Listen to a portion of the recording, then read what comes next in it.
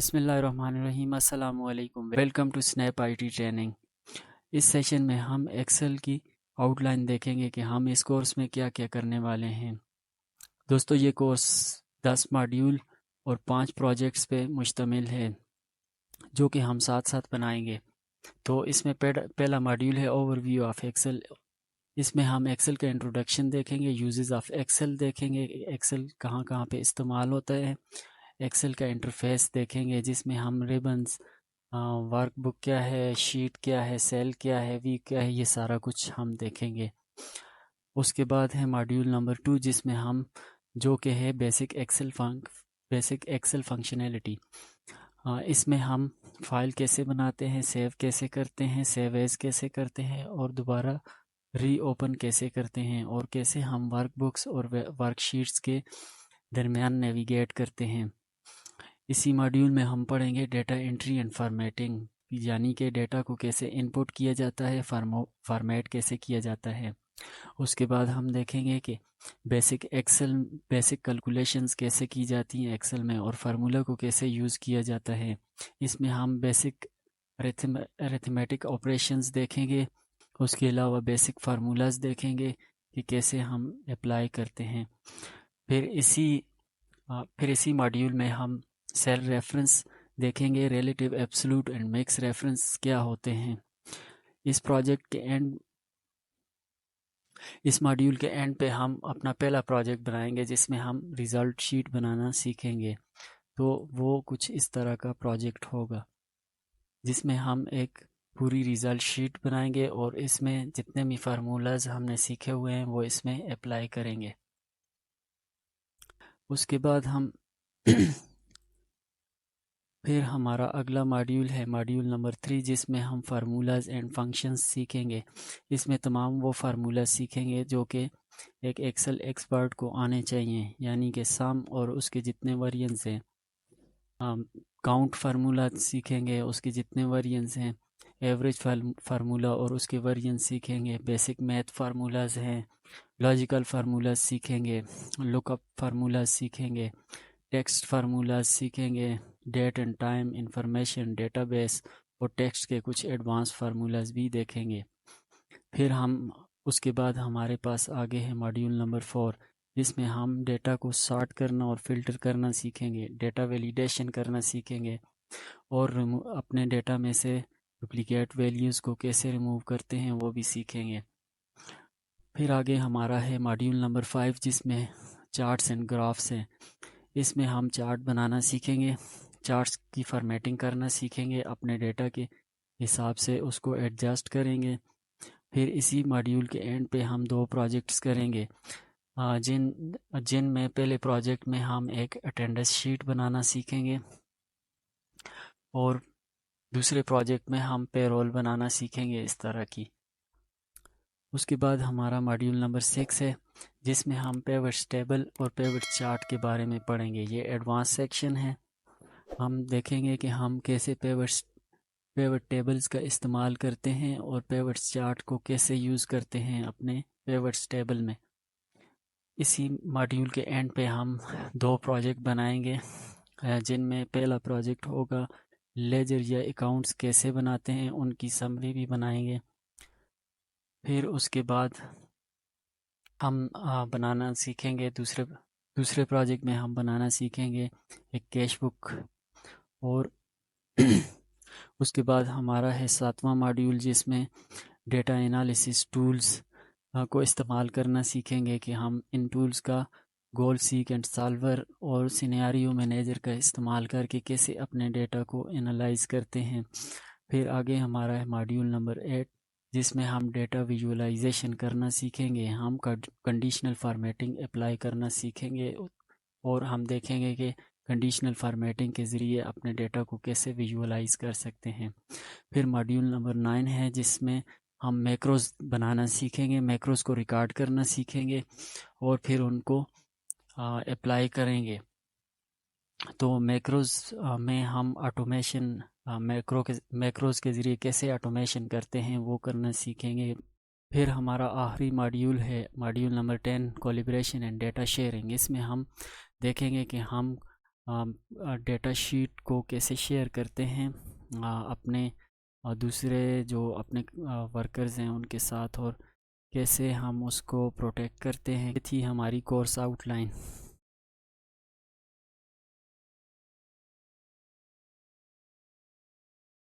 इस वीडियो में हम देखेंगे मॉड्यूल नंबर 1, जिसमें हम देखेंगे ओवरव्यू ऑफ एक्सेल। इसमें हम देखेंगे introduction to MS Excel, uses of MS Excel, और एमएस एक्सेल का इंटरफेस कैसा है। तो सबसे पहले माइक्रोसॉफ्ट एक्सेल क्या है। Microsoft Excel is a spreadsheet program which is used for data entry, data organisation, calculation and analysis. यानी कि माइक्रोसॉफ्ट एक्सेल में हम अरिथमेटिकल काम करते हैं, डेटा को एनालाइज करते हैं और फिर उससे डिसीजन मेकिंग करते हैं। यूजेस ऑफ एक्सेल क्या हैं। एक्सेल इस्तेमाल होता है बजट्स बनाने के लिए, अकाउंट्स बनाने के लिए। इसके अलावा आप इसमें जितने भी अरिथमेटिकल काम हैं वो कर सकते हैं, इसमें स्टैटिस्टिकल काम है वो कर सकते हैं। इसके अलावा आप एक्सेल में जो एक्सेल का मेन काम है, यानी कि ये डेटा को एनालाइज करने के लिए और विजुअलाइज करने के लिए इस्तेमाल होता है। अगर हम एक्सेल के यूजेस देखें तो उनमें सबसे पहला यूज़ है डेटा एंट्री एंड ऑर्गेनाइजेशन। यानी कि एक्सेल हमें अलाउ करता है कि हम इसमें डेटा इनपुट करें और फिर उसको ऑर्गेनाइज़ करें, ऑर्गेनाइज तरीके से हम उसको अरेंज कर सकते हैं। जैसे ये मैंने आपके सामने ये बनाया हुआ है, कोर्स आउटलाइन बनाई हुई है, तो ये एक्सेल में बनी हुई है। और उसके बाद हम इसमें कैलकुलेशन और एनालिसिस भी कर सकते हैं, यानी कि हम अपने जो फिगर्स हैं उन पे अरिथमेटिकल काम कर सकते हैं, उन पे कैलकुलेशन वाला काम कर सकते हैं और फिर उस डेटा को एनालाइज करके कोई डिसीजन भी कर सकते हैं। एक्सेल को हम यूज़ करके हम एक्सेल में चार्ट्स और विजुअलाइजेशन का काम भी कर सकते हैं, यानी कि अपने डेटा को चार्ट्स के ज़रिए भी रिप्रेजेंट कर सकते हैं। उसके अलावा रिपोर्टिंग पर्पस के लिए भी हम रिपोर्टिंग भी कर सकते हैं एक्सेल को यूज़ करके। प्रेजेंटेशंस में भी एक्सेल को हम इस्तेमाल कर सकते हैं। डेटा मैनेजमेंट भी कर सकते हैं इसके लिए इस एक्सेल के साथ, यानी हम इसमें जो डेटा हमारे पास है हम उसको फ़िल्टर और सॉर्ट कर सकते हैं, एनालाइज कर सकते हैं और डिसीजन मेकिंग के में इस्तेमाल कर सकते हैं। ये सारे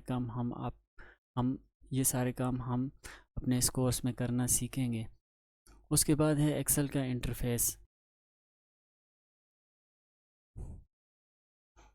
जब हम एक्सेल को खोलते हैं तो हमें एप्लीकेशन का सबसे जो पहला इंटरफेस नज़र आता है वो इस तरह का होता है, जिसमें हमें सबसे टॉप राइट कॉर्नर पे हमें नज़र आ रहा है क्लोज़, मैक्सिमाइज़ और मिनिमाइज़ का बटन, उसके साथ हेल्प का बटन है। क्लोज़ से आपकी एप्लीकेशन क्लोज़ हो जाएगी और मैक्सिमाइज़ से छोटी बड़ी होती है विंडो, और मिनिमाइज़ से ये नीचे टास्क बार में पिन हो जाएगी। और हेल्प पे आप अगर क्लिक करके किसी चीज़ के बारे में हेल्प हासिल करना चाहते हैं तो यहाँ से कर सकते हैं। उसके बाद नीचे हमारे पास ये जो एरिया है सर्च बॉक्स बना हुआ है, यहाँ पे आप कोई भी टेम्पलेट सर्च कर सकते हैं। टेम्पलेट क्या होता है? टेम्पलेट पहले से बना बनाया फॉर्मेट होता है, जिसको आप इस्तेमाल करके इजीली कोई भी चीज़ बना सकते हैं। जैसे अगर आपने कोई बजट बनाना है तो आप यहाँ पे बजट पे क्लिक करके तो बजट को डाउनलोड आप जैसे ही इस पर क्लिक करेंगे तो इसके लिए आपके पास इंटरनेट होना चाहिए, तो आपके सामने आ जाएगा। आप जो भी बजट बनाना चाहते हैं उस पर क्लिक करें, वो डाउनलोड हो जाएगा और फिर आप उसमें काम करें। उसके नीचे जो है वो ये कैटेगरीज़ बनी हुई हैं, यानी कि आप किस कैटेगरी के टेम्पलेट को इस्तेमाल करना चाहते हैं। जैसे अभी मैंने बजट्स कैटेगरी में जाके बजट को डाउनलोड करना था तो मैंने इस पर क्लिक किया। उसके बाद आपके सामने ये नीचे ओपन भी इन्होंने रखे हुए हैं, आपको जो भी टेम्पलेट चाहिए आप यहाँ से इस्तेमाल कर सकते हैं। उसके साथ हमारे पास ये जो है ब्लैंक वर्कबुक, आपने जब भी कोई काम बिल्कुल स्क्रैच से करना होता है, यानी बिल्कुल स्टार्ट से आपने करना होता है, तो आप ब्लैंक वर्कबुक पे क्लिक करके उसको खोलते हैं और उसमें अपना काम करते हैं। लेफ़्ट हैंड साइड पे हमारे पास जितनी भी हैं वो रीसेंट फाइल्स हैं जिन पे आपने काम किया हुआ है और वो आपके कंप्यूटर में सेव हैं। इनमें से आप जिस फ़ाइल को भी खोलना चाहते हैं उस पर डबल क्लिक करके या सिंगल क्लिक करके आप उसको खोल सकते हैं। और उसके नीचे अगर आपके पास आपके कंप्यूटर में किसी जगह पे कोई फ़ाइल सेव है तो आप यहाँ से जाके ब्राउज़ करके उसको अपने कंप्यूटर में से आप खोल सकते हैं। तो हम इसमें ब्लैंक वर्कबुक पे क्लिक करते हैं। ब्लैंक वर्कबुक पे आप जब भी क्लिक करेंगे तो आपके सामने इस तरह का इंटरफेस नज़र आता है, जिसमें सबसे ऊपर टॉप पे हमारे पास टाइटल बार होती है। टाइटल बार 3 हिस्सों पे मुश्तमिल है। सबसे पहले इसमें राइट साइड पे ये 4 आइकन हैं और सेंटर में इसका टाइटल होता है और लेफ़्ट टॉप कॉर्नर पे इसकी क्विक एक्सेस टूल बार होती है। तो इसमें क्लोज़, सबसे पहले क्लोज़ का बटन है। क्लोज़ पे क्लिक करने से क्लोज़ हो जाएगी। और मैक्सिमाइज़ से छोटी बड़ी होती है विंडो और मिनिमाइज़ से पिन हो जाती है टास्क बार में। उसके बाद ये वाला जो हमारे पास बटन है ये रिबन की फंक्शनैलिटी के लिए होता है। इसमें हमारे पास ऑप्शन होते हैं कि हम रिबन को किस तरह देखना चाहते हैं। ये सारा हमारा इस टाइम रिबन है। तो इस पे जब आप क्लिक करते हैं तो इसमें 3 ऑप्शन हैं। अगर आप ऑटो हाइड पे करते हैं तो आपका रिबन बिल्कुल सारा छुप जाएगा और आपको फार्मूला बार नज़र आएगी। फिर आप इसमें दोबारा जाएं तो शो टैब्स पे क्लिक करें तो अब आपको सिर्फ टैब्स नज़र आ रही हैं। टैब्स इसमें ये वाली टैब्स हैं file, home, insert, page layout वगैरह। तो इसमें तीसरे ऑप्शन पे हम क्लिक करें तो हमें टैब्स के साथ नीचे रिबन भी नज़र आ रहा है, जो कि यह है, जो कि अब एक्सपेंड हो चुका है। तो उसके बाद हमारे पास नीचे जो है हमारे पास ये टैब्स वाला ऑप्शन हमारे पास मेन्यू बार या टैब्स कहते हैं इसको एक्सेल में। तो ये वाला हमारा इसके बाद हमारे पास टैब्स होती हैं। टैब्स में आप किसी भी टैब पे क्लिक करें तो उसका नीचे रिबन ओपन हो जाता है। जैसे मैं होम पे क्लिक करता हूँ तो अब होम का रिबन खुला हुआ है। ये रिबन यहाँ से स्टार्ट होके यहाँ पे एंड होता है। और उसके बाद अगर मैं इंसर्ट पे क्लिक करूँ तो इंसर्ट का रिबन अब खुल गया है। अब ये रिबन मज़ीद ग्रुप्स में तकसीम है। फॉर एग्ज़ाम्पल होम पे मैंने क्लिक किया तो होम का रिबन ओपन हो गया है, जिसमें ये आपको यहाँ पे लाइन लगी हुई नज़र आ रही है। ये लाइन यहाँ से इसको तकसीम कर रही है। यहाँ पे अब ये जो हमारे पास ये सारा कुछ है, इसमें ये ग्रुप्स बने हुए हैं। यहाँ पे हमारा रिबन ग्रुप्स में तकसीम है। पहला ग्रुप हमारे पास क्लिपबोर्ड है, फिर फॉन्ट्स, इसी तरह अलाइनमेंट, नंबर, स्टाइल, सेल्स और एडिटिंग का ग्रुप है। ये ग्रुप अपनी एक जैसी फंक्शनैलिटी वाले जितने भी टूल्स हैं इस ग्रुप में पड़े हुए होते हैं। फॉर एग्ज़ाम्पल क्लिपबोर्ड में सारे क्लिपबोर्ड के टूल पड़े हुए हैं जिनको आप इस्तेमाल कर सकते हैं। इसी तरह फॉन्ट्स वाले ग्रुप में फॉन्ट्स के सारे टूल्स पड़े हुए हैं, यानी कि एक जैसी फंक्शनैलिटी वाले टूल्स हैं। उसके बाद हमारे पास नीचे फार्मूला बार है और ये सारी फार्मूला बार है। यहाँ पे आप फार्मूला इंसर्ट करते हैं। इसमें यहाँ पे आप इज़ इक्वल टू लगा के फार्मूला लगा सकते हैं। उसके साथ ये हमारे पास इंसर्ट फंक्शन वाला ऑप्शन है, यानी कि आप कोई एक्सेल का बनाया फार्मूला या फंक्शन इस्तेमाल करना चाहते हैं तो आप यहाँ से इस्तेमाल कर सकते हैं। आप यहाँ से सर्च करें इसको और गो पे क्लिक करें तो आप इसमें चले जाएंगे, तो आप इसको यूज़ कर सकते हैं। उसके साथ हमारे पास नेम बॉक्स है जो कि हमारे सेल का रेफरेंस बताता है कि इस टाइम हमारा एक्टिव सेल कौन सा है। फॉर एग्ज़ाम्पल इस टाइम ये हमें बता रहा है कि हमारा सेल जो है वो F3 है, यानी कि F कॉलम है और 3 रो है। तो ये इसका रेफरेंस यहाँ पे दे रहा है। फॉर एग्ज़ाम्पल मैं D में रखता हूँ तो ये D3 का, मैं जिस में भी रखूँ अब E8 का दिखा रहा है और अब D9 में है। एक्टिव सेल मेरा D9 है। तो उसके बाद हमारे पास नीचे ये सारा जो एरिया है ये वर्किंग एरिया है, इसको देखते हैं। इसमें ये जो होता है ये हमारा रोज़ और कॉलम्स पे मुश्तमिल होता है। ऐसे नीचे इनको रोज़, इनको कॉलम्स बोलते हैं और ऐसे रोज़ बोलते हैं।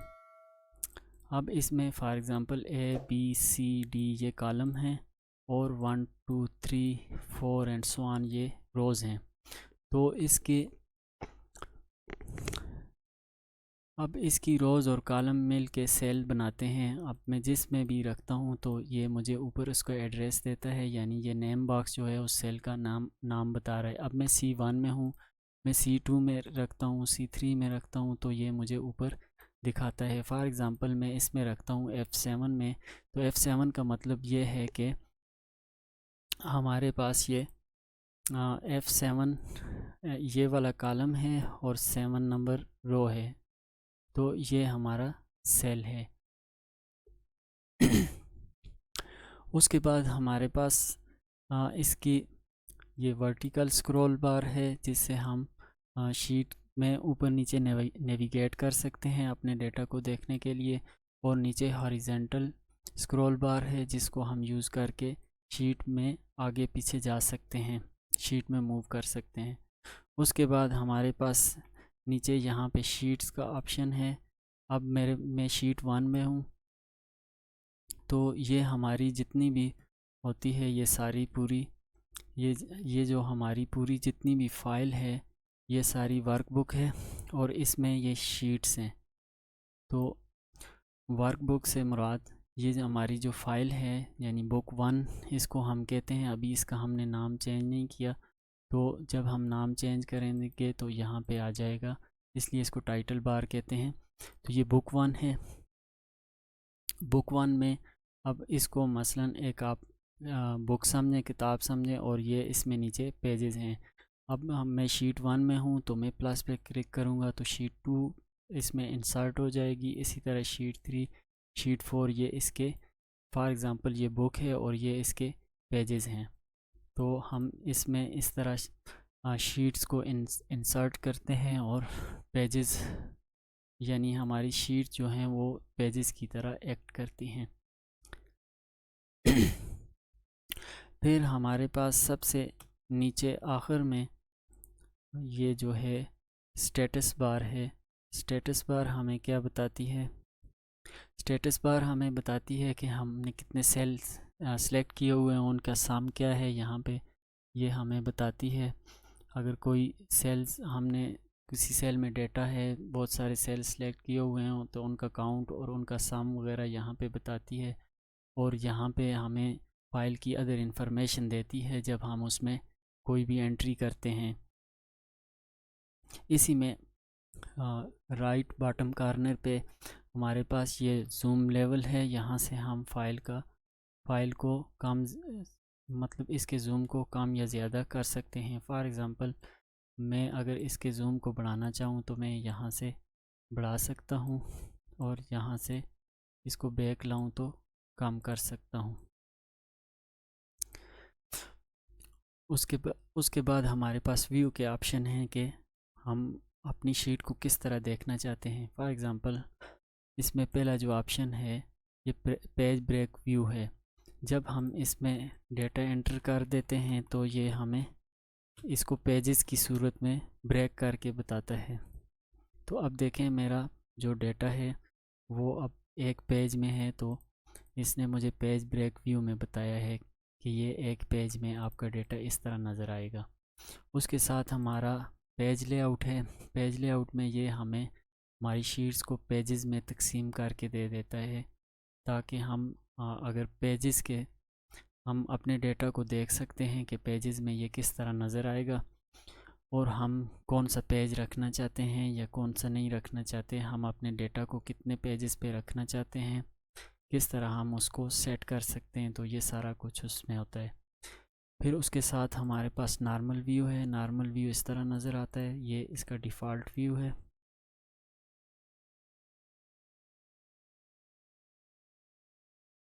पिछली वीडियो में हमने मॉड्यूल 1 पढ़ा था जिसमें हमने एक्सेल का इंट्रोडक्शन देखा था। एक्सेल के यूजेस क्या क्या हैं और एक्सेल का इंटरफेस किस तरह का है।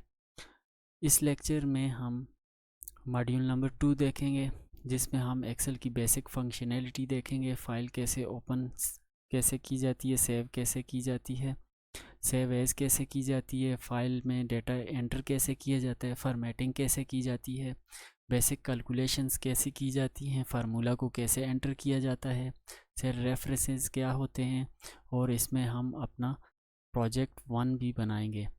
तो आइए स्टार्ट करते हैं।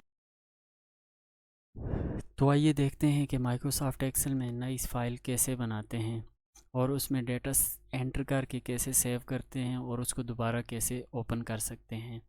तो मैं माइक्रोसॉफ्ट एक्सेल पे डबल क्लिक करता हूँ और यहाँ पे ब्लैंक वर्कबुक पे क्लिक करता हूँ, तो मेरे सामने एक ब्लैंक वर्कबुक ओपन हो जाती है। अभी मुझे इसका जो ऊपर नाम नज़र आ रहा है वो है बुक 1 और आगे एक्सेल में यानी कि ये बनी हुई है तो एक्सेल लिखा हुआ है। तो अभी इसका नाम कोई भी नहीं है, तो जब मैं इसको सेव करूँगा तो यहाँ पे उसका नाम नज़र आएगा। तो फॉर एग्ज़ाम्पल मैं यहाँ पे कोई भी डेटा सेव करता हूँ और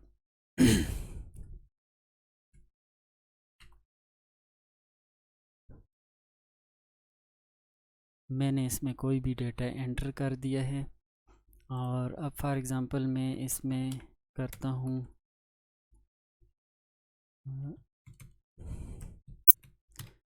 ये मैंने इसमें डेटा एंटर कर दिया है। अब मुझे इसको सेव करना है, तो मैं यहाँ पे क्विक एक्सेस टूल बार में सेव पे क्लिक करूँ या कंट्रोल एस प्रेस करूँ या मैं यहाँ पे फ़ाइल में जाके सेव पे क्लिक करूँ तो ये मुझसे लोकेशन पूछेगा। मैं ब्राउज़ पे क्लिक करता हूँ और मैं फ़िलहाल इसको डेस्कटॉप पे सेव करता हूँ और अब मुझे इसका नाम भी रखना है यहाँ पे, तो मैं यहाँ पे लिखता हूँ प्रैक्टिस फाइल और यहाँ पे मैं सेव पे क्लिक कर देता हूँ। अब मैं यहाँ से जाके अपनी फ़ाइल को बंद कर देता हूँ, तो मेरी फ़ाइल ये देखें सेव हो गई है प्रैक्टिस फाइल के नाम से मेरे डेस्कटॉप पे। अब मुझे इसमें दोबारा कोई काम करना है तो मैं इस पर डबल क्लिक करता हूँ और मैं अब इसमें दोबारा से कोई एंट्री कर सकता हूँ। तो मैं फॉर एग्ज़ाम्पल कुछ इसमें एंटर करता हूँ और अब मुझे ये चीज़ें इसमें इसी फ़ाइल में सेव करनी है, तो मैं कंट्रोल एस करता हूँ या इस पे क्लिक करता हूँ तो ये मेरा डेटा अब यहाँ तक अप्रैल तक सेव हो गया है। अब ये मेरा सारा डेटा इस शीट में सेव है। अब मैं चाहता हूँ कि मेरी ये फ़ाइल जो है डेस्कटॉप पे सेव है लेकिन मैं इसे किसी और जगह पे भी सेव करना चाहता हूँ, तो मैं इसमें यहाँ पे आके यहाँ पे फ़ाइल में आके सेव एज़ पे क्लिक करूँ या मैं F12 control plus F12 press करूँ तो मेरे सामने इस तरह का ऑप्शन आ जाएगा और उसमें मैं ब्राउज़ करके अब इसकी लोकेशन चेंज करता हूँ। तो मैं अपने पीसी में जाके यहाँ पे डी ड्राइव में इसको किसी और नाम से सेव करता हूँ। फॉर एग्ज़ाम्पल मैं इसमें प्रैक्टिस फाइल 2 इसका नाम रख के सेव कर देता हूँ। तो अब मैंने इसको सेव एज कर दिया है। मैं जाके अपनी डी ड्राइव में देखता हूँ तो ये देखें प्रैक्टिस फाइल 2 के नाम से सेव है और जब मैं इसको खोलता हूँ तो इसमें वही डेटा यहाँ पड़ा हुआ है। तो ये होता है फ़ाइल बनाना, उसको सेव करना और दोबारा ओपन करना। अब अगर अब अगर फ, फ, अब अग,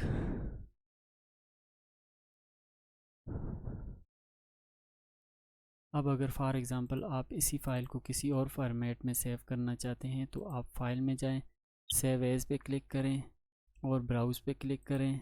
मैं नाम यही रखना चाहता हूं लेकिन मैं यहां से इसको फॉर एग्ज़ाम्पल पीडीएफ में सेव करना चाहता हूं, तो मैं यहां लिस्ट में देखूंगा ये पीडीएफ पड़ा हुआ है और मैं इसको इसी डेस्कटॉप पे ही सेव करना चाहता हूं और ओके पे क्लिक करता हूं तो ये मेरी देखें फ़ाइल पीडीएफ में भी सेव हो गई है। तो ये देखें ये मेरी प्रैक्टिस फाइल सेव हो गई है। और उसके बाद हमारे पास है कि हम एक्सेल में डेटा कैसे एंटर करते हैं और उसको फिर उसकी फॉर्मेटिंग कैसे करते हैं, बेसिक कैलकुलेशंस कैसे करते हैं और फार्मूलाज कैसे एंटर करते हैं। तो मैं अपनी इसी फाइल में सेल्स जो डेटा है इसमें मंथ्स को यहीं पे रहने देता हूँ और इसके पीछे मैं करता हूँ जी, यहाँ पे मैं इसके आगे एक कॉलम इंसर्ट करके यहाँ पे मैं लिखता हूँ एम्प्लॉय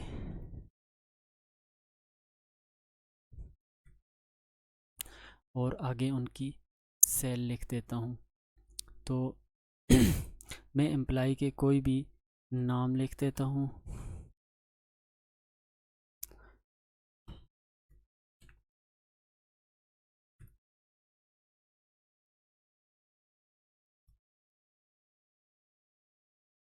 अब ये मैंने नाम लिख दिए हैं। तो अब ये डेटा एंटर करने का तरीका होता है कि इसमें आप सेल्स में डेटा एंटर करते हैं और फिर आप उसको उसकी वैल्यूज़ जो आपने देनी होती हैं वो वैल्यूज़ देते हैं। तो अब इसमें ये नीचे मेरा टेबल बना हुआ है और ऊपर ये मेरा उसकी हेडिंग है। तो अब सबसे पहले हम कॉलम की जो विड्थ है उसको कैसे एडजस्ट करते हैं। तो उसके लिए आप अगर कॉलम जहाँ पे मिलते हैं जैसे डी सी और डी यहाँ पे मिलते हैं तो मैं इनके सेंटर में रखूँ तो इस तरह प्लस का निशान बनता है। तो मैं इस पर अगर डबल क्लिक कर दूँ तो ये ऑटो एडजस्ट हो जाएगा, ये देखें एम्प्लॉय वाला कॉलम। या अगर मैं इसको यहाँ पे लेफ़्ट क्लिक करके और ड्रैग करूँ अपनी मर्ज़ी से इसको इस तरह एडजस्ट कर सकता हूँ। इसी तरह मैं इन कॉलम की विड्थ को एक और तरीके से भी कर सकता हूँ। फॉर एग्ज़ाम्पल मैं इसकी विड्थ को इतनी रखता हूँ और मैं इस कॉलम को सिलेक्ट करता हूँ सिलेक्ट करके फॉर्मेट में आता हूँ और यहाँ पे कॉलम की विड्थ या तो टाइप करता हूँ। फॉर एग्ज़ाम्पल मैं इसमें 30 विड्थ इसकी टाइप करता हूँ तो ये देखें इस तरह भी इसकी विड्थ सेट की जाती है। मैं फिर इसको क्लिक करके फॉर्मेट में आता हूँ और यहाँ पे कॉलम विड्थ की ऑटो फिट कॉलम विड्थ पे क्लिक करता हूँ तो ये डेटा के हिसाब से ऑटो फिट कर देगा। अब ये जो ऊपर मेरा है ये मेरी हेडिंग है तो इसको मैं सेंटर में लाना चाहता हूँ। तो अब ये तो एक्सेल है, ये मेरे सेल B2 में पड़ी हुई है ये हेडिंग।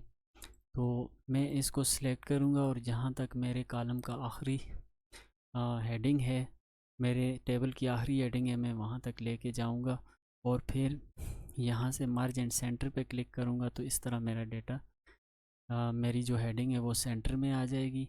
और मैं यहाँ से आके इसकी फ़ॉन्ट को एरियल ब्लैक कर देता हूँ, बोल्ड भी कर देता हूँ और मैं इसका साइज़ यहाँ से बढ़ा सकता हूँ। तो मैं यहाँ पे लिख के भी बढ़ा सकता हूँ या मैं यहाँ पे इंक्रीज़ फ़ॉन्ट वाले पे इंक्रीज़ फ़ॉन्ट साइज़ पे क्लिक करूँ तो मुझे जितना चाहिए मैं साइज़ उतना रख देता हूँ। और उसके बाद नीचे मेरा टेबल है तो सबसे पहले मैं इसको ऐसे सिलेक्ट करता हूँ। सिलेक्ट करके तो मैं यहाँ पे बॉर्डर वाला जो ऑप्शन है इस पर क्लिक करता हूँ और इस पर बॉर्डर इंसर्ट कर देता हूँ। अब मेरे टेबल में ये ऊपर मेरी हेडिंग है, मैं इनको सिलेक्ट करता हूँ और इनको बोल्ड भी कर देता हूँ और उसके अलावा इनका साइज़ में बड़ा करता हूँ। ठीक हो गया। तो अब देखें मेरे जो ये टेबल की तरह नज़र आ रहा है। अब मैं इसको ये मुझे इसमें सही नज़र नहीं आ रहा, ये देखें एम्प्लॉय यहाँ से काट रहा है क्योंकि ये सेल में पूरा नहीं आ रहा, साइज़ टेक्स्ट का बड़ा है। तो मैं इसको यहाँ से ड्रैग करके ऐसे एडजस्ट कर देता हूँ, इसको भी ऐसे कर देता हूँ। अब मुझे इसकी अलाइनमेंट सेट करनी है तो मुझे इसको सेंटर में लेके आना है। तो मैं यहाँ अलाइनमेंट वाले ऑप्शन में आऊँगा, अलाइनमेंट वाले ग्रुप में आऊँगा और यहाँ पे इस पर क्लिक करूँगा तो ये सेंटर में हो जाएगा। और मैं इसको दोबारा सिलेक्ट करके अब मुझे इसको कलर कोई और देना है। फॉर एग्ज़ाम्पल मुझे ये वाला ब्लू कलर देना है और बैकग्राउंड में मुझे ये वाला ग्रे कलर देना है। तो अब मेरा जो डेटा है वो कुछ अच्छा भी लग रहा है और वो टेबल की तरह लग रहा है। तो अब इसमें मैं इनको भी सेंटर अलाइन कर दूंगा और मैं ये जो अमाउंट है, रकम है, इसको ऐसे ही रहने दूंगा। अब इस पे मैं यहाँ पे जाके करेंसी फॉर्मेट अप्लाई करना चाहता हूँ तो मैं ये नंबर वाले फॉर्मेट में आके तो यहाँ से मैं करेंसी फॉर्मेट पे क्लिक करूँगा तो ये देखें ये मुझे डॉलर्स में अमाउंट भी बता रहा है और डेसिमल के बाद दो ज़ीरो भी लगा रहा है। तो मैं ये डेसिमल वाले ज़ीरो ख़त्म करने के लिए यहाँ से डिक्रीज़ डेसिमल वाले टूल पे क्लिक करूँगा तो ये ख़त्म हो जाएंगे। और अगर मैं लगाना चाहता हूँ तो मैं ये इंक्रीज़ डेसिमल वाले टूल पे क्लिक करूँगा तो लग जाएंगे। तो ये फ़िलहाल मुझे नहीं चाहिए। अब मेरा अब मेरे डेटा में मैं यहाँ पे करेंसी को PKR में करना चाहता हूँ तो मैं इस पे क्लिक करके मोर अकाउंटिंग फंक्शंस में आ जाऊँगा। और यहाँ से मैं ऑलरेडी ये उधर भी ख़त्म कर चुका था। यहाँ पे मैं PKR ढूँढूँगा तो ये रहा PKR। ओके पे क्लिक करूँगा तो ये देखें ये करेंसी पाकिस्तानी रुपीज़ में कन्वर्ट होके आ गई है। तो ये होता है डेटा को फॉर्मेट करना, डेटा को एंटर करना और फॉर्मेट करना। अब मेरी इस वर्कबुक का नाम जो है वो प्रैक्टिस फाइल के नाम से है, ये जो हमने डेस्कटॉप पे सेव की थी। और इसमें सिर्फ एक ही शीट पड़ी हुई है। उस शीट को मैं राइट क्लिक करके रीनेम पे क्लिक करता हूँ और उसका नाम रख देता हूँ सेल्स। ये हो गया बेसिक फॉर्मेटिंग।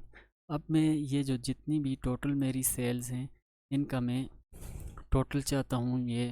ये तो मेरी एम्प्लॉय वाइज सेल्स हैं तो मैं इनका टोटल चाहता हूँ। तो मैं यहाँ पे इज़ इक्वल टू प्रेस करूँगा। अब मैं यहाँ पे फार्मूला लगाने जा रहा हूँ तो मैं पहले इस सेल पे क्लिक करूँगा, फिर प्लस, फिर इस पे, फिर प्लस, फिर इस पे, फिर प्लस और एंटर प्रेस करूँगा तो ये मुझे टोटल सेल्स मुझे बता देगा। और मैं यहाँ पे टोटल लिख लूँगा।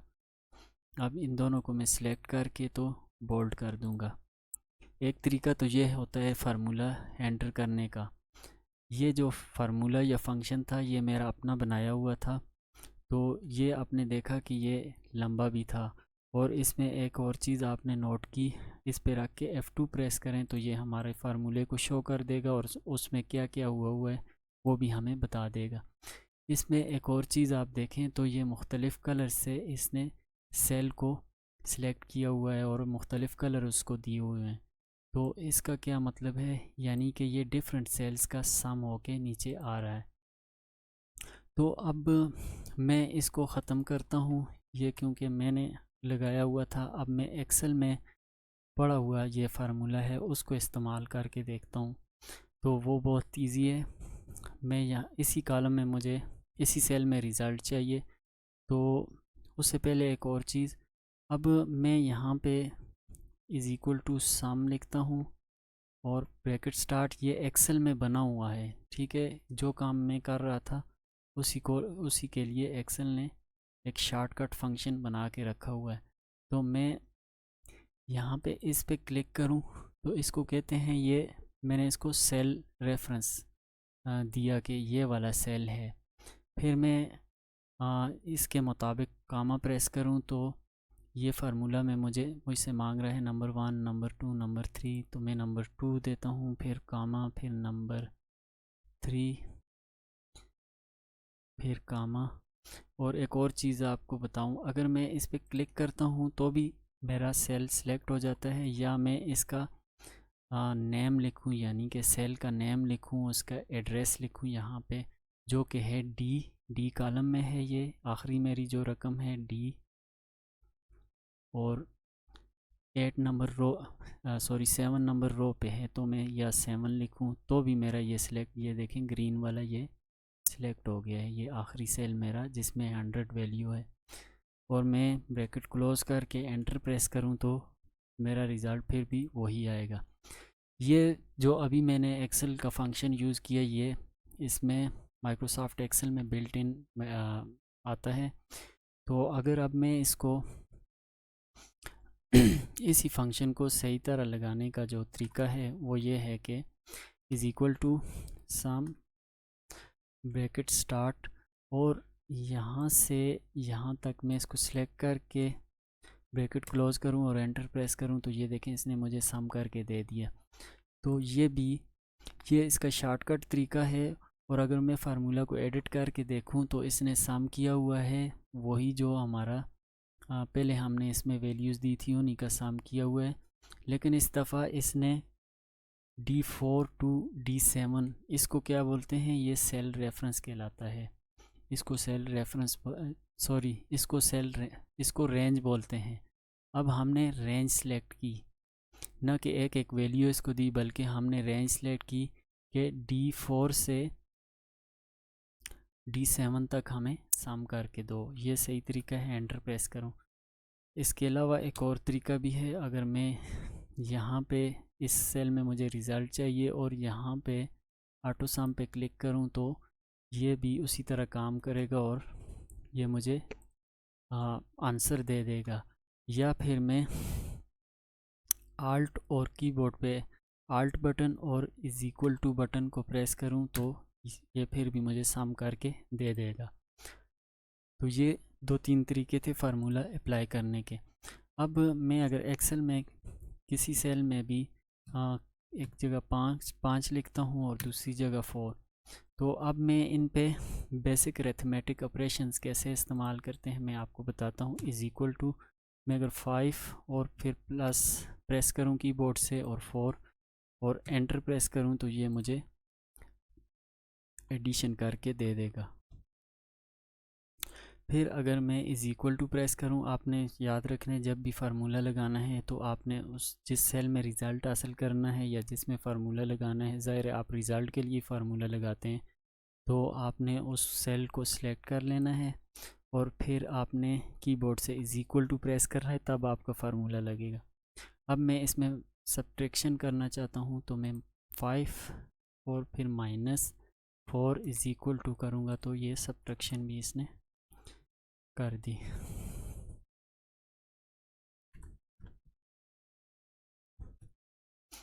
अब मैं इस सेल में इसकी मल्टीप्लिकेशन करना चाहता हूँ तो मैं इज़ इक्वल टू 5 इंटू 4 करूँगा तो ये मेरी मल्टीप्लिकेशन भी होगी।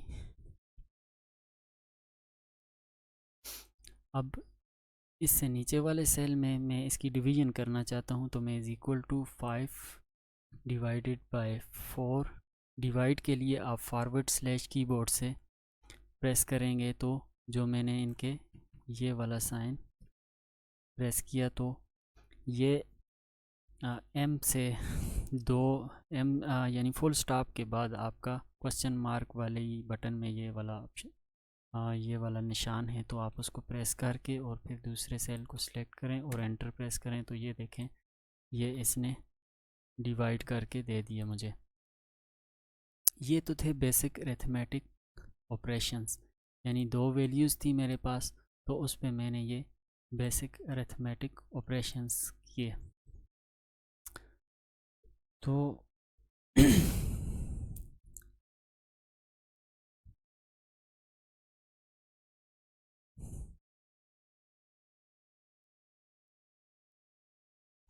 अब एक्सेल के कुछ बाकी बेसिक फार्मूलाज वगैरह को देखते हैं। हमने सबसे पहला फार्मूला एक्सेल का फंक्शन सम का देखा, जिसमें हमने इनका सम करके देखा। तो उसके बाद हमारे पास है जी सेल रेफरेंस और वो चीज़ भी देखते हैं। तो इसमें हमने सम किया और इसमें बाकी ये जो फंक्शंस वगैरह इसमें लगाए। तो अब इसमें मैं यहाँ पे एक और कॉलम ऐड करता हूँ जिसमें जिसका नाम मैं रखता हूँ जी टारगेट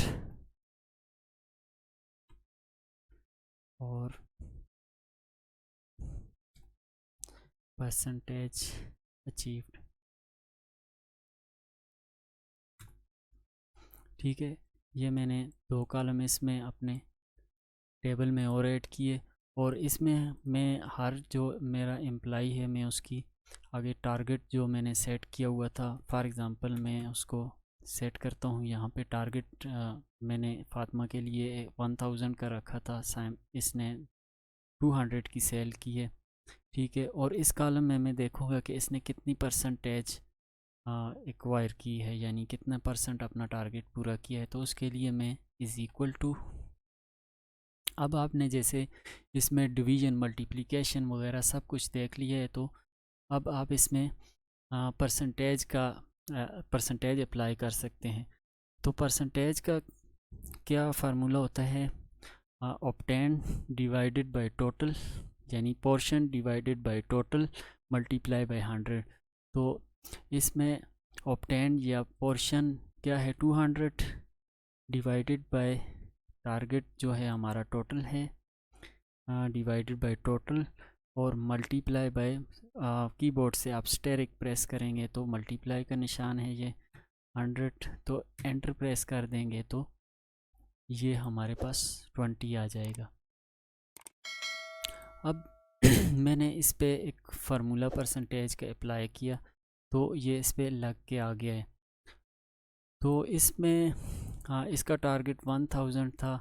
अब मैं क्या करता हूँ कि ये फार्मूला मुझे सब के लिए चाहिए, तो मैं क्या करूँगा, यहाँ पे जाके इज़ इक्वल टू इसकी परसेंटेज निकालूँगा ऐसे, और फिर ये टारगेट सेलेक्ट करूँगा। बल्कि नहीं, मैं क्या करूँगा कि मैं यहाँ पे इसी फार्मूले में आऊँगा और इसमें यहाँ पे आके मुझे सारे डेटा पे अगर अप्लाई करना है तो या तो मैं इस पे पहले मैं इसमें इनके टारगेट सेलेक्ट करता हूँ।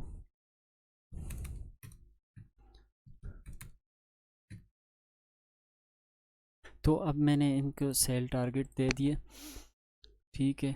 तो इसका अब ये मुझे PKR 20 में बता रहा है, तो मैं इसकी जो सबसे पहले मैं इस सब को, अच्छा अब मुझे इसमें ये इसने 20% इसकी परसेंटेज तो निकाल दी 20%, लेकिन ये PKR इसलिए दे रहा है कि हमने यहाँ पे सेल PKR में इसमें सेलेक्ट की थी। तो मैं आपको ये बताता हूँ पहले कि हमने इस कॉलम की डेटा टाइप कैसे चेंज करनी है। इस कॉलम को सिलेक्ट करना है और यहाँ पे आके मुझे नंबर्स पे क्लिक करना है। तो ये देखें, ये मेरा परसेंटेज में हो गया। अब मेरा ये जो ऊपर हेडिंग है ये ऊपर नीचे, यानी कि ये अगले सेल में जा रही है, पूरी नज़र नहीं आ रही है। तो मैं क्या करूँगा, इसको सिलेक्ट करके यहाँ से रैप टेक्स्ट पे क्लिक करूँगा तो ये देखें अब ये एडजस्ट होगी। अब मैं दोबारा इसको सिलेक्ट करके और ये वर्टिकली इसको सेंटर में करूँगा तो ये देखें अब मेरा टेबल बिल्कुल ठीक हो गया।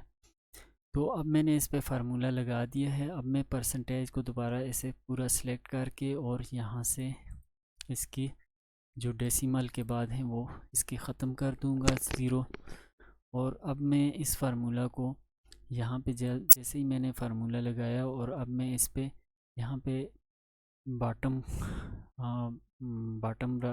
कॉर्नर पे ये लेके आता हूँ, राइट बॉटम कॉर्नर पे लेके आता हूँ तो एक प्लस का निशान बनता है।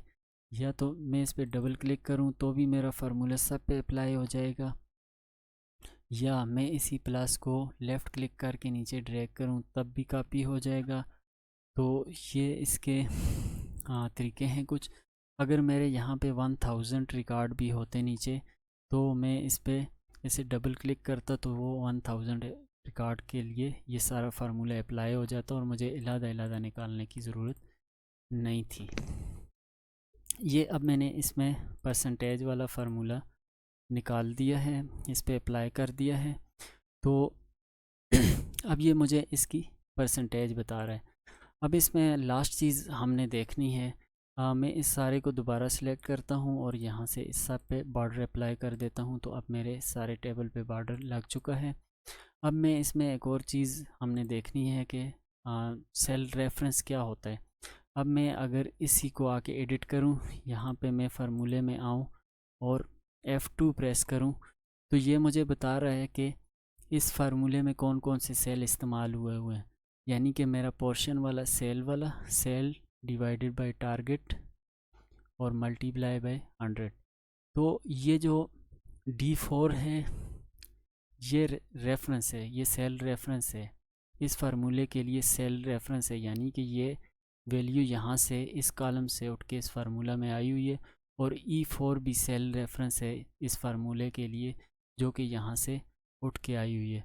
और ये रिलेटिव सेल रेफरेंस है क्योंकि ये हर रिकॉर्ड के लिए मुख्तलिफ है। अब मैं नीचे वाले में अगर देखूँ तो इनमें ऊपर में D4 था, इसमें D5 है और E5 है। नीचे अगर जाऊँ तो इसमें सेल रेफरेंस मुझे दे रहा है D6 और E6। इसी तरह नीचे वाले में देखूं तो D7 और E7 सेल रेफरेंस ये रिलेटिव सेल रेफरेंस है, यानी ये रिलेटिव टू रिकॉर्ड है। अब फॉर एग्ज़ाम्पल मेरी यहाँ पे 1000 सेल होती और नीचे सब के लिए भी मेरी 1000 सेल होती, तो ये सारे रिकॉर्ड्स के लिए मेरा यानी कि टारगेट एक ही होता। तो मैं क्या करता कि अब मैं यहाँ पे आके इस फार्मूला को ख़त्म करता हूँ, ख़त्म करके और मैं इज़ इक्वल टू करता हूँ, और इज़ इक्वल टू करके मैं पोर्शन डिवाइडेड बाय टोटल। अब ये जो 1000 है, 1000 मेरा सब के लिए एक ही है, तो मैं चाहता हूँ ये मुझे बार बार लिखना ना पड़े, या इससे नीचे मैं अगर आऊँ तो ये फॉर एग्ज़ाम्पल मेरा 1000 एक ही दफ़ा लिखा हुआ है और ये इन सब के लिए है। तो मैं यहाँ पे आऊँगा is equal to portion divided by target यानी टोटल और मल्टी। अब मैंने ये जो सिलेक्ट किया है, पहले केस में मैंने रिलेटिव था वो ये जो E4 है, ये नीचे वाले रिकॉर्ड में जब हम गए थे तो उसमें E5 था और इसमें E6 और इसमें E7 था। मैं अब इसको फिक्स करना चाहता हूँ, तो मैं इसके पीछे यहाँ पे क्लिक करके यहाँ से E4 स्टार्ट हो रहा है और कीबोर्ड से F4 प्रेस करूँगा तो इसके E के सामने भी डॉलर आ जाएगा और 4 के सामने भी डॉलर आ जाएगा। तो इसका मतलब है अब ये फिक्स हो गया है, ये चेंज नहीं हो सकता। अब यही वाला सेल इसमें फिक्स हो गया है, इसको कहते हैं एब्सोल्यूट रेफरेंस। और मैं मल्टीप्लाई बाय 100 करता हूँ और एंटर प्रेस करता हूँ, तो देखें वही वाला काम ये फार्मूला भी करेगा, ठीक है। अब अगर इसमें मैं नीचे आके देखता हूँ, अब इसमें ऊपर ये जो 1000 है मैंने एब्सोल्यूट बनाया हुआ है, तो नीचे वाले सेल में अगर मैं आता हूँ तो इसमें देखें ये तो वैल्यू चेंज हो रही है, D5 हो रही है, लेकिन ये 1000 ही है। उससे नीचे ये भी D6 हो गई है, लेकिन ये वही E4 है, और उससे नीचे भी यही E4 होगा। इसको कहते हैं absolute reference, absolute cell reference. और अब अगर मैं मिला के देखूं तो इस ये जो फार्मूला लगा हुआ है इस सेल में, तो इस सेल में दोनों किस्म के रेफरेंसेस इकट्ठे यूज़ हो रहे हैं। यानी कि ये जो D4 है ये रिलेटिव रेफरेंस है, ये रिलेटिव टू रिकॉर्ड चेंज होता जाता है नीचे, और ये जो E4 वाला है ये एब्सोल्यूट रेफरेंस है, तो इसको हम मिक्स्ड सेल रेफरेंस भी कहते हैं। तो ये जो तीसरी किस्म है यानी कि इसको हम मिक्स्ड सेल रेफरेंस कहते हैं, जिसमें रिलेटिव भी है और एब्सोल्यूट भी है। तो आज के लेसन के लिए इतना ही सेल रेफरेंस है।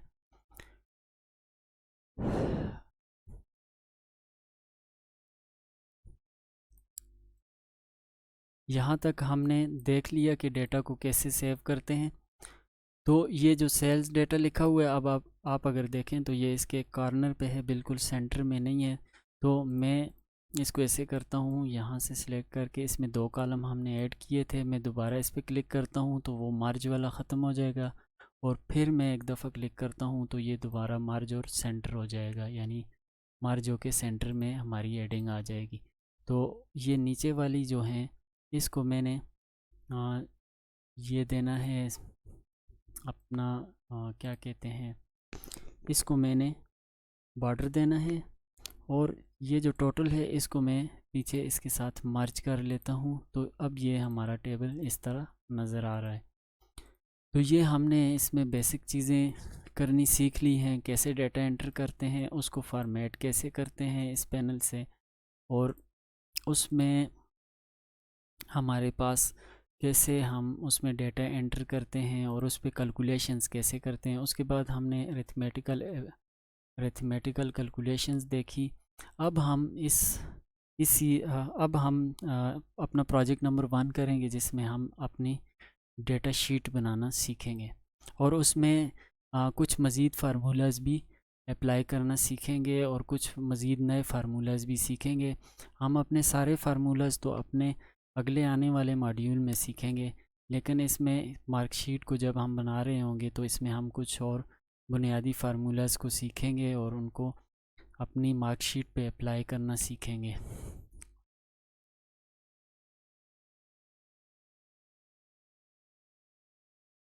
Welcome back.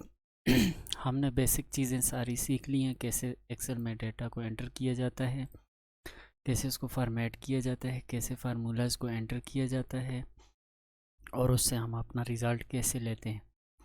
अब हम इसमें अब हम एक रिज़ल्ट शीट बनाना सीखेंगे। तो मैं यहाँ पे नीचे आके ये प्लस बटन पे क्लिक करता हूँ। क्लिक करके और हम एक इस तरह की रिज़ल्ट शीट बनाएंगे। इसमें ये हेडिंग्स होंगी। तो आइए देखते हैं। यहाँ से मैं स्टार्ट करता हूँ और यहाँ पे मैं लिखता हूँ फॉर एग्ज़ाम्पल ABC स्कूल और नीचे मैं इसकी result sheet for class 10th और इससे एक सेल नीचे छोड़ के मैं आता हूँ और यहाँ पे मैं इसकी हेडिंग्स अपने टेबल की हेडिंग शुरू करता हूँ। रोल नंबर, नेम,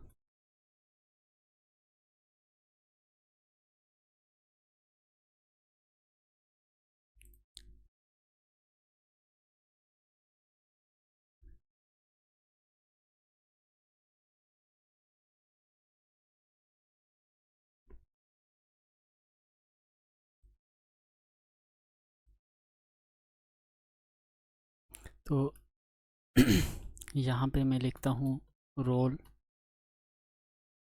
यहाँ पे मैं लिखता हूँ रोल नंबर। अब मैं टैब प्रेस करता हूँ, टैब प्रेस करूँ या यहाँ पे सेल पे क्लिक करूँ, उससे अगले सेल पे C5 में, तो मेरा एक्टिव सेल वो हो जाएगा और उसमें अब मैं टाइप कर सकता हूँ। तो मैं यहाँ पे लिखता हूँ स्टूडेंट नेम, फिर टैब प्रेस करता हूँ तो अगले सेल में चला जाता हूँ। तो उसमें मैं अब लिखता हूँ जी इनके सब्जेक्ट के नेम। तो जैसे ये सब्जेक्ट के नेम लिखे हुए हैं मैं एज इट इज़ वहाँ पे भी लिख लेता हूँ, इंग्लिश मैथ। तो हम यहाँ पे लिखते हैं इंग्लिश मैथ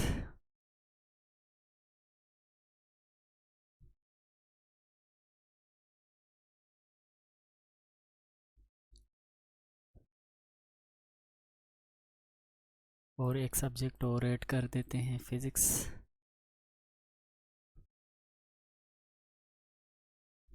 तो ये मैंने अपने सब्जेक्ट्स एंटर कर दिए हैं और अब ये अब मैं देखूं तो ये 1 2 3 4 5 सब्जेक्ट हैं। तो यहाँ पे मैं इनके टोटल मार्क्स वाला एक कॉलम बना लेता हूँ और उसके आगे मैं ऑब्टेन मार्क्स का एक कॉलम बनाता हूँ और उससे आगे मैं परसेंटेज का एक कॉलम बना लेता हूँ। उसके बाद मैं आगे रिज़ल्ट का एक कॉलम बना लेता हूँ और उसके आगे मैं एक ग्रेड का कॉलम बना लेता हूँ। तो ये मेरी हेडिंग्स अब मुकम्मल हो चुकी हैं।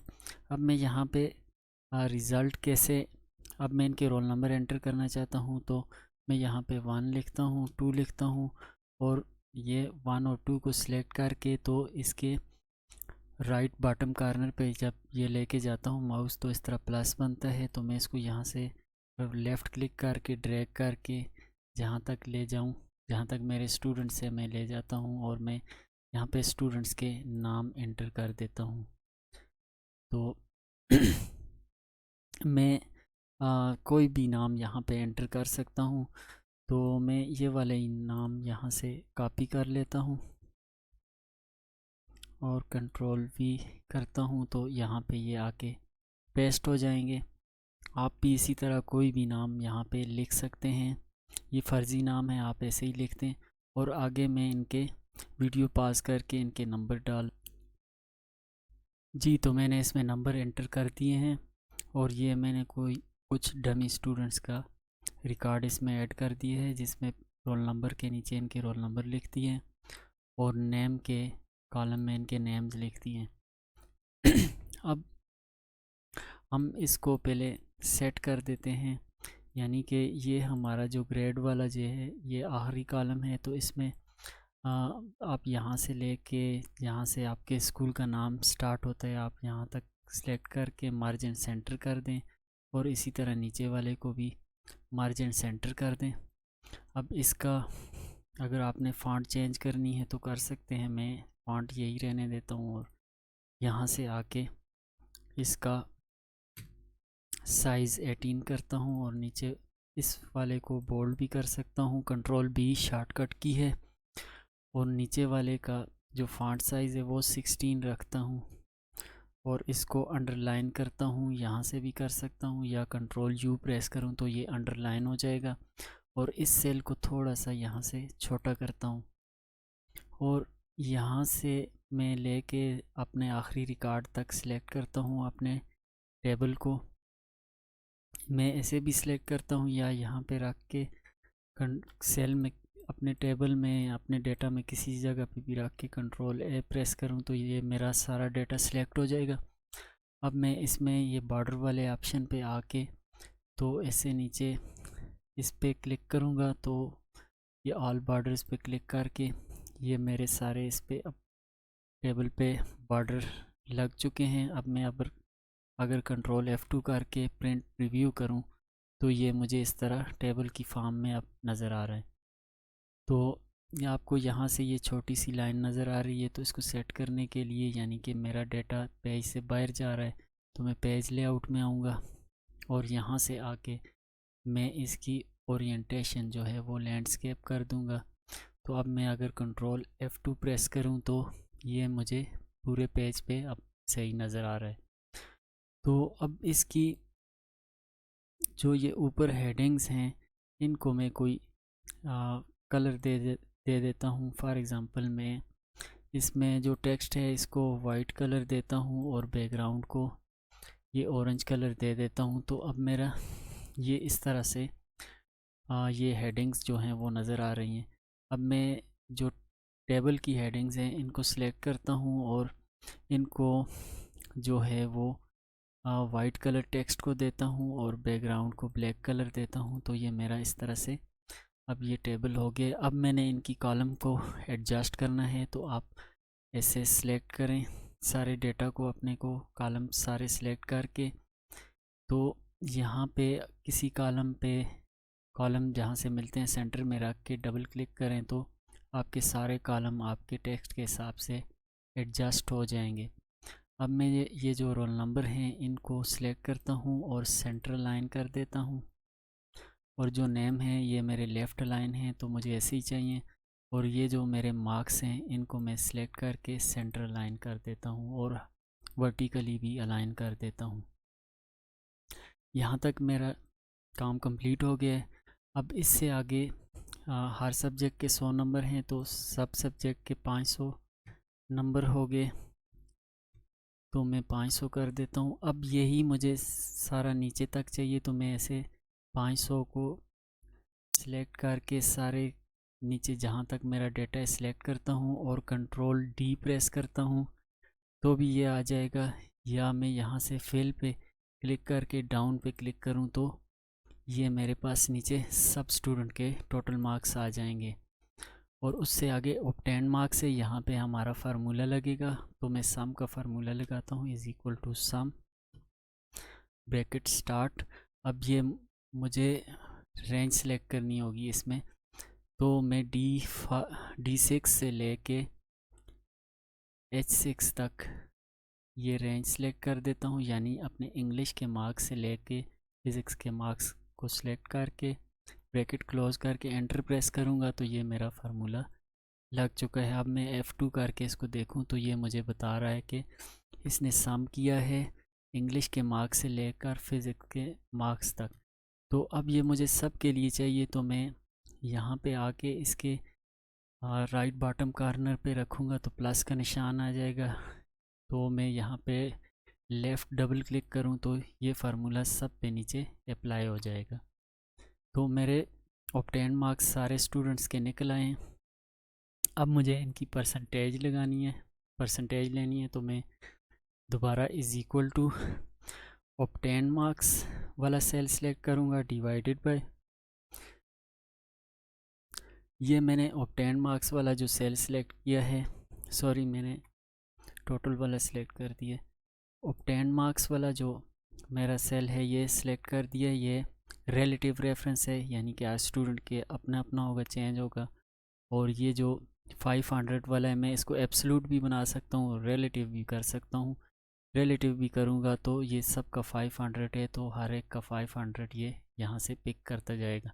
तो मैं obtain marks divided by total marks multiply by 100 कर दूँगा और एंटर प्रेस कर दूँगा, तो इसकी परसेंटेज निकल आएगी।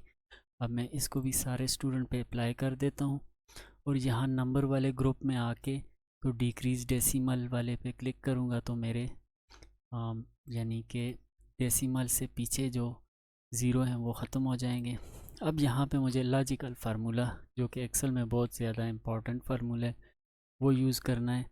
तो अब मुझे इसको लॉजिक देनी है और मुझे परसेंटेज की बेसिस पे इससे फ़ैसला करवाना है कि कौन सा स्टूडेंट पास है और कौन सा फेल है। तो मैं यहाँ पे इज़ इक्वल टू करता हूँ और फिर लिखता हूँ इफ़ ब्रैकेट स्टार्ट, और मैं फिर परसेंटेज की बेसिस पे मुझे इसको कंडीशन देनी है। तो मैं परसेंटेज सिलेक्ट करता हूँ, मैं कहता हूँ अगर परसेंटेज इफ़ परसेंटेज वाला सेल अगर बड़ा हो, ग्रेटर देन और इक्वल टू 40, यानी कि ये परसेंटेज वाला जो सेल है ये अगर 40 से बड़ा है या इस 40 के बराबर है तो फिर मैं कामा दूंगा। तो ये देखें मेरा पहला फार्मूला का पार्ट ये कंप्लीट हो गया, यानी कि लॉजिकल टेस्ट या कंडीशन मैंने इसको दे दी।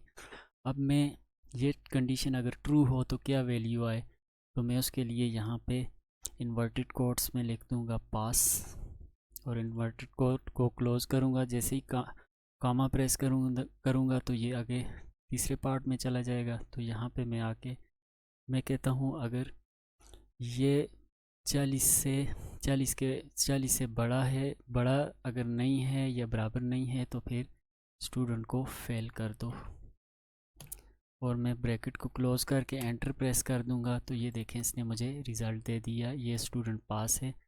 मैं ऐसे ही सब पे अप्लाई कर दूंगा तो ये देखें इसने सारा मुझे रिज़ल्ट निकाल के दे दिया। अब सारे स्टूडेंट मेरे पास पास हैं।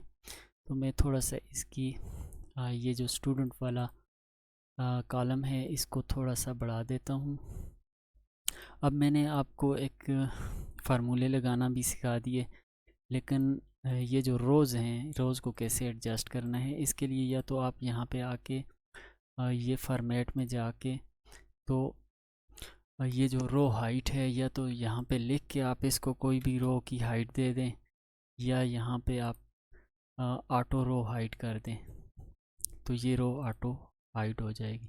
इसी तरह मैं इन दोनों को भी ऑटो हाइट देना चाहता हूँ तो मैं ऐसे कर दूँगा। अब मेरा टेबल बिल्कुल सेट हो गया है। मैंने इफ़ फार्मूला लगाना भी सीख लिया है, हमने इफ़ फार्मूला लगाना भी सीख दिया है, हमने इफ़ फार्मूला भी लगाना सीख लिया है। अब हम यहाँ पे लास्ट फार्मूला ग्रेडिंग के लिए लगाएंगे। तो उसके लिए ये जो मैं ग्रेडिंग वाला रूल है ये कॉपी कर लेता हूँ और यहाँ पे आके पेस्ट करता हूँ। अब ये क्या है, ये आप भी बना सकते हैं ऐसे। अब मैंने इसको यहाँ पे बताया हुआ है कि मेरी जो यानी कि मेरे स्कूल का ये क्राइटेरिया है 80% मार्क्स से 100% मार्क्स तक ए प्लस ग्रेड है, 70 से 79 पर ए है और इसी तरह 60 से 69 पर बी है। अब मुझे ये इफ़ फार्मूला में ये सारी कंडीशनें जो है अप्लाई करनी है इस पर, और सब जितने भी मेरे स्टूडेंट्स हैं उनको ग्रेडिंग देनी है, यानी कि अलग-अलग सबके ग्रेड मिल जाएं, किसका कितना कौन कौन सा ग्रेड है। तो मैं यहाँ पे is equal to if bracket start मैं कहता हूँ मैंने इसी परसेंटेज की बेस पे इससे डिसीजन करवाना है, तो मैं इसको सिलेक्ट कर दूँगा। मैं कहता हूँ if percentage is greater than और इक्वल टू 80। तो अब देखें अगर आप इसमें, तो मेरी जो परसेंटेज है वो 80 to 100 है, यानी कि मेरी परसेंटेज 80 से बड़ी हो या 80 के बराबर हो। 80 से बड़ी होगी तो ये ज़ाहिर है 80 से लेकर 100 तक आ जाएगी, और 80 के बराबर हो या बड़ी हो। तो ये मेरी पहली कंडीशन इसमें है। तो फिर मैं इसको कहता हूँ कि ये A+ हो जाए। अब मैं इसको क्लोज़ करता हूँ। अब मुझे इसका फॉल्स पार्ट नहीं देना। अब मुझे एक और इफ़, मुझे ये अगले ग्रेड भी बनाने हैं इसमें।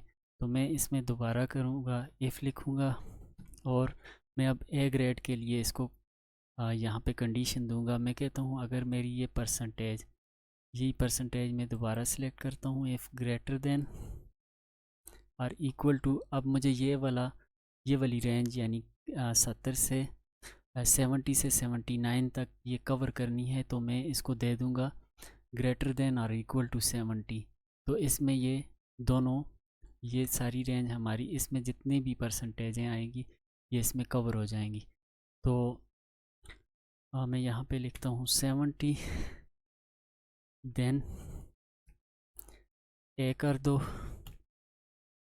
इसी तरह मैं फिर इफ़ लगाऊंगा और इसको बोलूँगा कि अगर मेरी परसेंटेज ग्रेटर देन है या इक्वल है 60 के। अब मुझे इसको बी ग्रेड के लिए बनाना है। तो मैं 60 और 60 to 69 को कवर करना है। तो मैं इसको कहूँगा कि ग्रेटर देन और इक्वल टू 60, देन क्या हो जी, बी ग्रेड हो। फिर मैं इसको इफ़ देता हूँ और मैं कहता हूँ अगर मेरी परसेंटेज जो है वो ग्रेटर देन या इक्वल टू है किसके जी, अब मुझे इसको सी की देनी है। तो 50%। और क्या शो करो जी, सी ग्रेड शो करो जिसकी रेंज इसके दरमियान आती है। या फिर मैं कहता हूँ अगर इसकी जो रेंज है वो 50 से यानी डी ग्रेड के लिए अब मुझे बनाना है। तो मैं कहता हूँ 40, अगर मेरी जो परसेंटेज है वो ग्रेटर देन या इक्वल टू है 40 के, तो तुम इसको दे दो डी ग्रेड। फिर मैं कहता हूँ इफ़ अगर मेरी percentage, if percentage is greater than और इक्वल टू, अब मुझे इस ई के लिए करना है। तो मैं इसको कहता हूँ 30%, देन क्या करो जी, इसमें ई लिख दो और मैं फिर कामा देता हूँ। अब मेरी सारी परसेंटेजें A+ से लेकर ई तक मेरी ग्रेड जो हैं वो क्लियर हो गए हैं, यानी कि मैंने इसको दे दिए। अब मेरा एक ही ग्रेड रहता है एफ़, तो वो मैं इसके फॉल्स पार्ट में दे दूँगा। यानी कि अगर इनमें से कोई भी नहीं है, तो यानी कि इनमें से कोई भी रेंज में नहीं आती मेरी परसेंटेज, तो फिर तुम इसको क्या कर दो, एफ़ दे दो।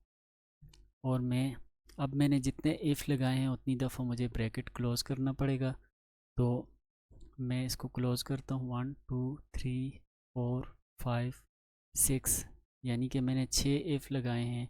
और मैं एंटर प्रेस करता हूँ तो ये देखें पहले स्टूडेंट का ग्रेड निकल के आगे है। मैं इसको डबल क्लिक करता हूँ तो ये नीचे भी अप्लाई हो चुका है। अब मैं इन सब को सिलेक्ट करके तो सेंटर में कर देता हूँ। यहाँ तक मेरा क्लियर हो गया। अब हमारी परसेंटेज में हम आगे एक और इसमें, अब फॉर एग्ज़ाम्पल हमें अपने इन स्टूडेंट्स के रिज़ल्ट में देखना है कि जो सबसे ज़्यादा जिसने यानी कि पहली पोजीशन किसकी है और दूसरी किसकी है, तीसरी किसकी है। तो उसके लिए हम रैंक का फार्मूला इस्तेमाल करते हैं यहाँ पे, वो भी हम यहाँ पे करके देखेंगे।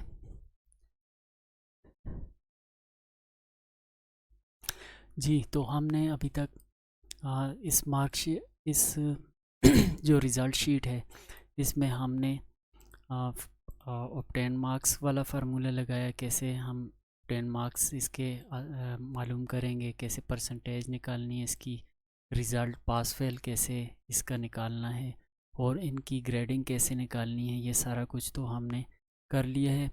अब हम इसी में इन स्टूडेंट की पोजीशन देखना चाहते हैं कि पहले नंबर पे कौन है क्लास में, दूसरे पे, तीसरे पे, चौथे पे। तो इस तरह इसके लिए हमें यहाँ पे एक कॉलम बनाना है जिसका नाम रैंक रखता हूँ मैं। और उसमें अब इसमें एक्सेल में इस काम के लिए रैंक का फार्मूला यूज़ होता है। तो मैं यहाँ पे इज़ इक्वल टू प्रेस करता हूँ और यहाँ पे आके मैं इनके जो ऑब्टेन मार्क्स हैं, ऑब्टेन मार्क्स में पहले स्टूडेंट के मार्क्स पे क्लिक करता हूँ। सबसे पहले मैं रैंक फार्मूले का नाम लिखूँगा और फिर मैं आके यहाँ पे ऑब्टेन मार्क्स में पहले स्टूडेंट के नंबर्स को सिलेक्ट करूँगा और फिर कामा दूंगा। अब ये मुझसे रेफरेंस मांग रहा है कि कहाँ से रैंक बनाना है।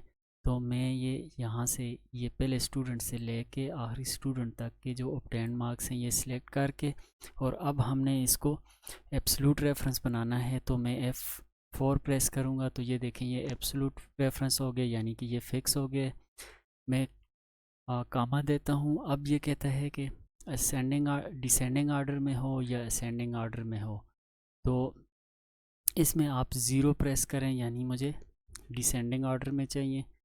तो मैं फिर इसको, आप इसमें असेंडिंग भी रख सकते हैं। फॉर एग्ज़ाम्पल मैं असेंडिंग रखता हूँ और ब्रैकेट को क्लोज़ करके एंटर प्रेस करता हूँ। तो अब मैं इसको सब पे अप्लाई करता हूँ। तो ये देखें ये हमारे पास असेंडिंग आर्डर में इनकी पोजीशन आ गई है। ये पहले नंबर पे है, इसके सबसे हाईएस्ट मार्क्स हैं।